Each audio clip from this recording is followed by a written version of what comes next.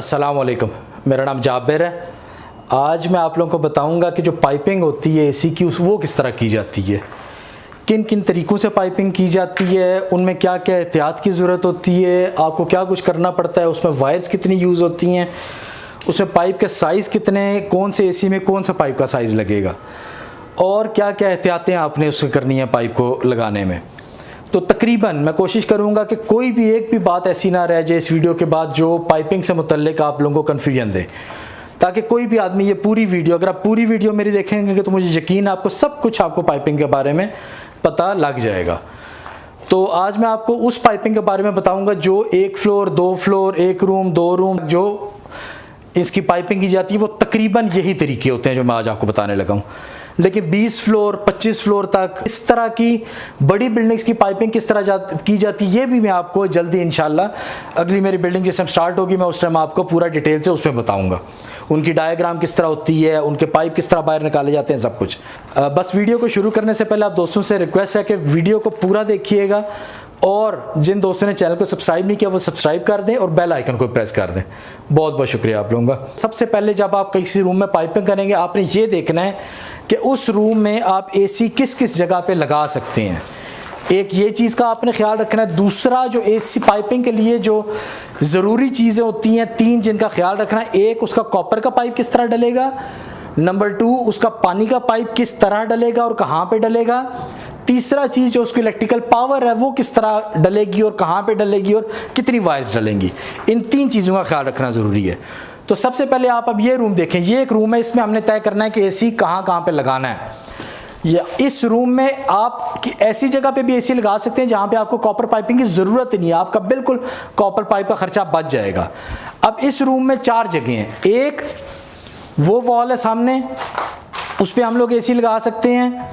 दूसरी वॉल ये है, यहाँ पे हम लोग एसी लगा सकते हैं। तीसरी वॉल यहाँ पे हम एसी लगा सकते हैं। चौथी वॉल यहाँ पे हम लोग एसी लगा सकते हैं। अच्छा, अब इन सब दीवारों में फ़र्क क्या है। सबसे पहली जो चीज़ है, हमेशा एसी को रूम के दूसरी साइड पे लगाएं। यानी अभी फ़र्ज़ करें आपका रूम का जो डोर है वो वहाँ पे है तो आप एसी को यहाँ पे लगाएं। क्यों? यहाँ पे वो एसी आपके पूरे रूम को ठंडा करने के बाद आखिर में जब उसका डोर खुलेगा जो कि वहाँ पे है तो उसकी हवा बाहर जाएगी। इसलिए रूम के डोर के ऊपर बिल्कुल एसी नहीं लगाना चाहिए, डोर के ऑपोजिट रूम पे एसी लगाना चाहिए। अच्छा, तो एसी आपके जो लगाने के तरीके हैं वो सिर्फ 3 तरीके हैं। 3 तरीकों के अलावा जितने भी तरीके हैं वो सब गलत हैं। उन 3 तरीकों में पहला तरीका ये है कि ये पाइप यहाँ से स्टार्ट होता है, यहाँ से नीचे आ जाए और ज़मीन के साथ साथ होता हुआ बाहर चला जाए पाइप। एक ये तरीका है। दूसरा तरीका ये है कि पाइप यहाँ से स्टार्ट किया जाए, इसी तरह यहाँ से ऊपर चला जाए पाइप दीवार के अंदर से होता हुआ, यहाँ से छत के साथ साथ से होता हुआ लास्ट में से बाहर चला जाए। ये 2 तरीके हो गए। और तीसरा तरीका है पाइप डालने का इस दीवार के साथ जिस दीवार के पीछे कोई खाली जगह होती है। यहाँ पे कॉपर का पाइप पहले नहीं डालना पड़ता। जब आप एसी खरीदेंगे उसके साथ कॉपर का पाइप आएगा, उस टाइम आप यहाँ पे एसी की फिटिंग के टाइम पे होल करेंगे और यहाँ से कॉपर का पाइप बाहर निकाल देंगे। तो ये 3 तरीकों से एसी लग सकते हैं। अब इस तरीके में और दूसरे तरीकों में क्या फ़र्क है। इस तरीके में कॉपर का पाइप अभी नहीं डालना, आपके कॉपर का पाइप का खर्चा बच जाएगा। पानी का पाइप आपकी मर्जी है। अब पानी के पाइप के 2 तरीके हैं। या तो आप इनडोर पाइप डालना चाहते हैं, यहाँ से अंदर दीवार तोड़ के अंदर डाल के यहाँ से इसको वॉशरूम या किचन में ले जाएं, एक ये तरीका। दूसरा तरीका, जब आप यहाँ पे फिटिंग करेंगे तो यहाँ पे सुराख जो है, इसी सुराख में से उसका ड्रेन का पाइप जो है वो भी बाहर निकाल दे और बाहर इसके पीछे वाली साइड पे पानी निकलता रहे। अच्छा, तीसरी चीज़ यहाँ पे रहेगी इलेक्ट्रिसिटी। जो पावर है वो हमने यहाँ पे पावर पहुँचा देनी है। तो इस दीवार के साथ आपका कोई भी दीवार जिस पे पीछे खाली जगह हो वहाँ पे पहले पाइपिंग करने की ज़रूरत नहीं है। वो सब काम ख़त्म होने के बाद जब आप एसी ख़रीदें उसके साथ आपको फ्री में पाइप मिलेगा, उस पाइप को यहाँ पर आप इंस्टॉल कर सकते हैं। बस इलेक्ट्रिकल की पावर पहुँचाना यहाँ पर ज़रूरी है। ये एक तरीका हो गया। दूसरा तरीका, अब इस दीवार के साथ पाइप अगर आपने पाइपिंग करनी है तो इस दीवार के साथ पाइपिंग करनी है। अगर आप इस तरीके से पाइपिंग कर रहे हैं कि यहाँ से पाइप नीचे आए और यहाँ से बाहर चला जाए, इसमें आपने कॉपर का पाइप भी अभी डालना है, पानी का पाइप भी अभी डालना है और ये इलेक्ट्रिकल की वायर्स भी अभी डालनी है। इसमें आपने यहाँ से ये सारा मेजरमेंट कर लेना है मीटर से, कितना मीटर पाइप है। उसके बाद आपने पाइप बना लेना। पाइप बनाने का भी पूरे तरीके मैं आपको अभी बताता हूँ, कितनी वायर्स डलती हैं, कितने टन की एसी के साथ कितनी वायर होनी चाहिए, और किस तरह सब कुछ पाइप बनाते हैं किस तरह, वो मैं आपको बताता हूँ। तो एक तरीका ये है कि यहाँ से नीचे से सब चला गया, लेकिन इसमें जो सबसे एक इम्पॉर्टेंट तरीन चीज़ है जिसका ख्याल रखना बहुत ज़रूरी है, वो ये है कि ये जो पाइप है ये आपका सबसे नीचे पानी का पाइप होना चाहिए, इसके ऊपर आपका कॉपर का पाइप होना चाहिए, इसके ऊपर आपकी वायर होनी चाहिए इलेक्ट्रिकल की। तो क्योंकि एसी आपका जो लगता है वो हमेशा पानी के लेवल पे लगता है, आपका एसी इस लेवल पे लगेगा। तो इस तरीके से ये आपकी पाइपिंग होगी। अगर आपने इसी पाइपिंग को छत से लेके जाना है, आपकी कंडीशन इस तरह की है, कस्टमर आपको बोल रहा है, इसी तरह ये पाइप यहाँ से यहाँ पे आएगा, यहाँ से आप दीवार तोड़ेंगे, ऊपर छत पे ले जाएंगे, यहाँ से इसको पाइप एंडर से बेंड कर लेंगे, यहाँ किसी भी तरह इसको बेंड करके छत के साथ साथ इसको क्लम्प लेके वहाँ पे ले जाएंगे। अच्छा, अभी इसमें एक बात का ख्याल रखना बहुत ज़रूरी है पाइपिंग से पहले, कि आपने कस्टमर से पूछना है कि इस रूम में जिप्स कितनी होगी। नॉर्मली जो जिप्स होती है वो तकरीबन 30 सेंटीमीटर होती है। तो कस्टमर आपको अगर बोलता है कि 30 सेंटीमीटर जिप्स है, तो ये 20 + 30 यहाँ तक आपकी जिप्स आएगी। जिप्स के बाद जो आपका एसी का एरिया वो तकरीबन 40 to 45 सेंटीमीटर होना चाहिए। तो ये जो आपका पानी का पाइप आएगा ये तकरीबन जिप्स 30 सेंटीमीटर, उसके बाद 40 to 45 सेंटीमीटर तक ये पाइप आप लगाएंगे तो आपका एसी यहाँ पे आएगा। ये एक चीज़। दूसरी चीज़, कभी भी आपको कस्टमर बोलता है कि आपने एसी इस दीवार के दरमियान में लगाना है, तो दरमियान में लगाने के लिए आप कभी भी ये पाइपिंग जो है इस दीवार के दरमियान में नहीं करेंगे। क्यों? क्योंकि अगर आप पाइपिंग इसकी दीवार के दरमियान में करेंगे तो आपका एसी यहाँ से स्टार्ट होगा और यहाँ पे आएगा। इस तरह ये आपका एसी सेंटर में नहीं आएगा, लेकिन पाइपिंग आपने सेंटर में की हुई है। इसके लिए हमेशा दीवार का सेंटर निकाल के उससे 40 सेंटीमीटर इस साइड पे, 40 सेंटीमीटर इस साइड पे पाइपिंग करेंगे, तब आपका एसी यहाँ से स्टार्ट होगा और यहाँ तक आएगा। तो पाइपिंग करते हुए इस बात का ध्यान रखना बहुत ज़रूरी है। दो और चीज़ें, कभी भी ज़िंदगी में जब पाइपिंग करें उसके दरमियान में अगर आपकी अंडरग्राउंड पाइपिंग है उसमें आप पाइप को वेल्ड नहीं करें, एक वेल्ड नहीं करें। और दूसरी चीज़ के जो इलेक्ट्रिकल की आपकी वायर्स आप इसके साथ डालें, वो वायर कितनी डालेंगी वो मैं आपको आगे पाइप बना के बताता हूँ। वायर्स में कभी भी जॉइंट नहीं लगाएं। और तीसरी चीज़ जो सबसे अच्छी है, ये जो पानी का पाइप है ड्रेन का, ये हमेशा 1 इंच का डालें। अच्छा, तो एक बहुत ही ज़रूरी बात जो कि बहुत सारे टेक्नीशियन करते हैं, आपने कभी भी पाइपिंग इस तरह नहीं डालनी है। कभी भी यहाँ से या यहाँ से नीचे ला के यहाँ से आप वायर लेके जाते हैं, कभी भी पाइपिंग ऐसे नहीं करें। इससे आपको क्या नुकसान होगा, बहुत दफ़ा नुकसान हो चुका है। कभी यहाँ पे कोई गीज़र लगाने वाला आदमी आता है, कोई टीवी लगाने वाला, यहाँ पे जब पूरी फिनिशिंग होने के बाद टीवी लगाया जाता है, उसके होल किए जाते हैं तो वो आपके पाइप के अंदर चले जाते हैं। जो पाइप लगाने का तरीका है वो हमेशा सीधा है। यहाँ पे आपका एसी लगना है तो यहाँ से आपके पाइप नीचे आए, ये हर आदमी को पता होता है कि यहाँ पे एसी लगा हुआ है तो पाइप नीचे आए होंगे, या यहाँ से पाइप स्ट्रेट ऊपर जाएं।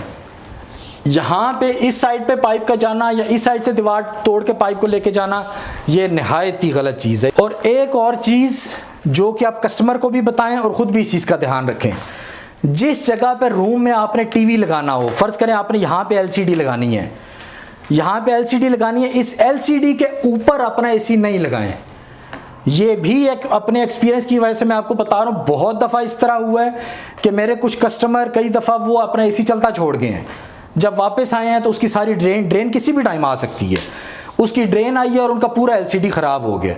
इसलिए एसी को हमेशा कोशिश करें कि LCD को या एसी के नीचे नहीं लगाएं, या अपना एसी ऐसी जगह पे लगाएं रूम पे जहाँ पे LCD नीचे ना आती हो, या कोई भी इलेक्ट्रॉनिक की कोई भी डिवाइस है वो एसी के नीचे आपके ना आती हो। तो पाइपिंग करते हुए इन चीज़ों का ख्याल रखना ज़रूरी है।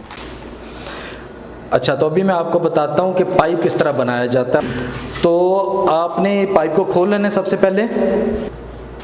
तो पाइप डालने के लिए जो सबसे ज़रूरी चीज़ है, जो इसका नॉर्मल साइज़ होता है वो 3858 का होता है। 3858 का साइज़ जो है वो आप किसी भी यूनिट के साथ यूज़ कर सकते हैं। तो ख़ास तौर पे 2 टन, 2.5 टन या 3 टन के एसी के लिए आपको 3858 का ही पाइप डालना पड़ता है। लेकिन अगर आप छोटा एसी लगा रहे हैं 1 टन या 1.5 टन का, तो उसके लिए आप 1/4 और ½ इंच का पाइप भी डालेंगे। उससे एक तो आपके पैसे भी बच जाएंगे और दूसरा जो हम एसी जब ख़रीदते हैं, जो हमारे छोटे एसी होते हैं, उनमें ज़्यादातर 1/4 और ½ इंच का साइज़ उनके एसी के साथ आता है। और एक और बात कि ये जो पाइप होता है, इसका जो एक रोल होता है, इसकी लेंथ होती है 15 मीटर। तो कोई भी एसी लगाने के लिए जो आपको मिनिमम पाइप की लेंथ चाहिए वो चाहिए होती है 3 मीटर, और मैक्सिमम जो आपका पाइप है लंबा वो 15 मीटर तक होना चाहिए। अच्छा, ये अब पाइप आप खोल लें। आपने पाइप के मेजरमेंट कर लिया है कि कितना पाइप आपको चाहिए। अभी उसी हिसाब से पाइप को आप खोल लें जितना आपको पाइप चाहिए। ये अभी जो पाइप मैं बना रहा हूँ, ये पाइप है 3858 साइज़ का। ये आपके 3 टन के 2.5 टन के एसी लगाने हैं और 3 टन के एसी लगाने हैं, उनके लिए ये पाइप बनाया जा रहा है।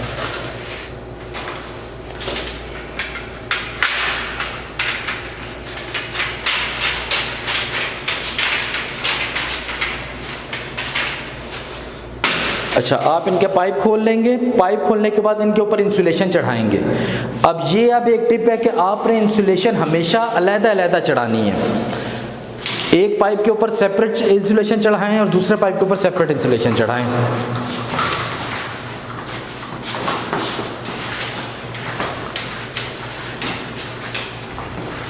और एक 15 मीटर पाइप की लेंथ के लिए ये जो इंसुलेशन होती है, ये 8 पीस इंसुलेशन के चढ़ते हैं एक 15 मीटर रोल के लिए। यानी आप कभी भी परचेज करेंगे इन इंसुलेशंस को तो आप 15 मीटर रोल के लिए 8 पीस लेंगे। अच्छा, एक और बात मैं आपको यहाँ पे बता दूँ। आप ये देखें, ये अभी इंसुलेशन आपकी है पुरानी। ये देखें, ये कहीं पे काफ़ी अरसे से एक रूम में पड़ी रही है स्टोर में, ये पुरानी है और ये इंसुलेशन नई है। आप याद रखें कि आप कभी भी ये वाली इंसुलेशन अगर पाइप के ऊपर चढ़ाएंगे तो आपके पाइप का जो पानी निकलेगा वो पानी इस पाइप से भी बाहर आ जाएगा। तो हमेशा इस बात का आपने ख्याल रखना है कि कभी भी पुरानी इंसुलेशन नहीं यूज़ करनी, हमेशा नई इंसुलेशन यूज़ करनी है। अच्छा, तो अब इसमें जो एक और चीज़ आ जाती है वायर्स की, कि वायर हमने कितनी भी जाल डालनी है। हर एसी में जो छोटे यूनिट के एसी होते हैं, छोटे टन के 1 टन 1.5 टन के, उसमें कम वायर्स होती हैं। लेकिन अगर 2.5 टन या 3 टन के एसी हों, उनमें ज़्यादा वायर्स की ज़रूरत होती है। लेकिन हमें नहीं पता होता कि जब हम एसी ख़रीदेंगे तो उसमें कितनी वायर्स होंगी। अब आजकल अक्सर एसी ऐसे भी आ रहे हैं जिनमें सेंसर्स की वायर्स होती हैं। कुछ एसी आते हैं जिनमें मेन जो उसकी पावर होती है वो बाहर आउटडोर में गई होती है। इसलिए आप ये कोशिश करें कि हर एसी में 6 वायर कम से कम लाजमी डालें। 6 वायर्स में से 2 वायर 6 mm की डालें और बाकी 4 वायर्स आप 1.5 mm या 2.5 mm की डालें। अच्छा, तो अभी पाइप बनाने के लिए ये वायर इस तरह रख के इन पाइप को यहाँ से तकरीबन 1 मीटर इनको लंबा रख लें, क्योंकि इंस्टॉलेशन के टाइम जो है ये वायर्स हमारी एसी के साथ कनेक्ट हो जाएंगी। अगर हम इसको लंबा नहीं छोड़ेंगे तो यहाँ पे बाद में हमें जॉइंट लगाना पड़ेगा, और जॉइंट किसी भी सूरत में एसी के लिए ठीक नहीं है। इस तरह वायर को रख के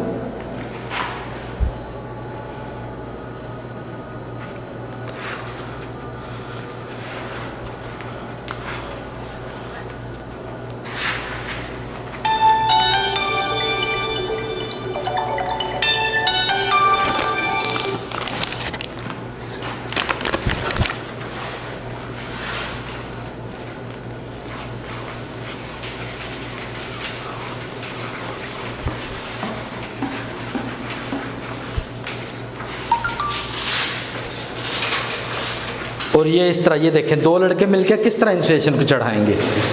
एक लड़का इस तरह पाइप को पकड़ लेगा और रबर को खींच के रखना है। ये देखें, ये अभी दोस्त हमारा ये पाइप को खींच के रखा हुआ इन्होंने रबर को, और ये दूसरा आदमी यहाँ से इस पर टेपिंग करनी उसने शुरू कर दी है। बस ठीक। अच्छा, बस एक और चीज़ मैं आपको बहुत काम की चीज़ है, अपने एक्सपीरियंस से मैं आपको बताता हूँ कि एक दफ़ा ऐसा हुआ था कि ये पाइपिंग हमने की थी, तो पाइपिंग की ये जो इंसुलेशन है, एक हमारे दोस्त ने ये दोनों इंसुलेशन अलग-अलग नहीं थी चढ़ाई, दोनों पाइप के ऊपर एक ही इंसुलेशन चढ़ा दी थी। और एक ही इंसुलेशन चढ़ाने के बाद इसके अंदर एक पत्थर रह गया था यहाँ पे, यह पत्थर जिस तरह देख रहे हैं, ये पत्थर इंसुलेशन के अंदर रह गया था और ये दोनों पाइपों की एक ही इंसुलेशन थी। उस पत्थर से क्या हुआ था कि कुछ अरसे के बाद, तकरीबन 6 से 8 महीने के बाद, क्योंकि फ्रेऑन पाइपों में से गुजरने की वजह से पाइप वाइब्रेट होते थे, तो वो वाइब्रेशन आपस में हो के ये पाइप आपका डैमेज हो गया था। ये मेरा अपना ज़ाती एक्सपीरियंस है। इसलिए कभी भी पाइपों को बनाएं तो ऐसी जगह पे बनाएं जो जगह साफ़ हो और जहाँ पे ये पत्थर वगैरह कोई पाइप के अंदर ना जा सके। अच्छा, तो ये मैंने कोशिश की है आपको कि पाइपिंग के बारे में हर चीज़ बताने की। अगर फिर भी कुछ चीज़ मैं गलती से भूल जाऊँ तो आप प्लीज़ काइंडली कमेंट्स में लिखें, मैं आपको ज़रूर आंसर करूँगा। मैं चाहता हूँ कि ये पाइपिंग हर इंसान, हर एक जो स्टार्ट करता है काम, कोई भी टेक्नीशियन, उसको ये पाइपिंग आराम से वो मेरी वीडियो देखने के बाद A to Z वो पाइपिंग कर सके। तो इंशाल्लाह आज के लिए इतना ही काफ़ी है। इंशाल्लाह नेक्स्ट वीडियो में मुलाकात होगी। दुआओं में याद रखिएगा। अल्लाह हाफ़िज़।